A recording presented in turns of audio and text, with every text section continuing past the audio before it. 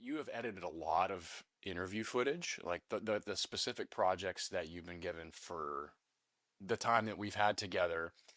What are some takeaways just from that experience, knowing what you know now, being interviewed, right, and then actually processing the footage and seeing what the final product is? If it's a straight up interview that's 5 minutes and you need to get it onto the internet tonight, you can do that.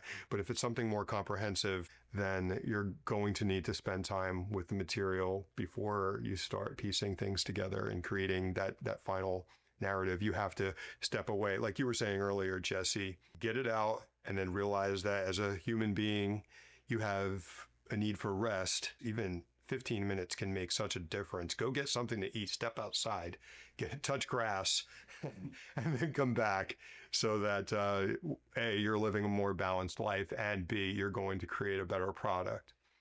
100%. That's what I was hoping that you would go for. It's like the outcome of your video is going to be very closely correlated with how well you prepared for it, including and especially the interview subject.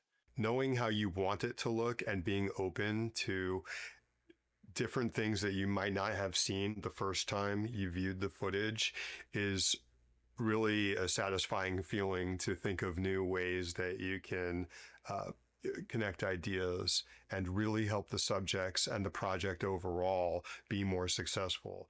Understanding how to make people feel comfortable in these situations is really doing them a favor if they care about how they sound to their audience, which 99.9% of people usually do. So it's empathetic for them to put them in a position where they can speak calmly and naturally and confidently, and that is always going to lead to a better product. And that's less that you have to do as the editor, right? I think the preparation is something that a lot of people take for granted. To include the client, especially the client, because they just want to have that in tech, the end product that's tangible to them that they can put on their platforms or kind of see. Professionals take that time to really understand, okay, what is this end product? What's the goal? It's not just what we can do for the client as far as producing that product for them. It's that viewer at the other end. Because the audience is smart. That's like, so I read that somewhere. The audience is smart. So you can do a lot with editing. You can make everything look really fancy, but however the audience or the viewer feels is the end destination, right? We always ask, okay, what format does this video need to be in? Is it going to be vertical or is it going to be landscape? What platform are you going to post it on? It's like, okay, what's your target audience? We get further and further down and more specific into the viewer, but eventually it comes down to the individual and how they perceive it in whatever frame of mind that they're in and how they feel about what they just saw.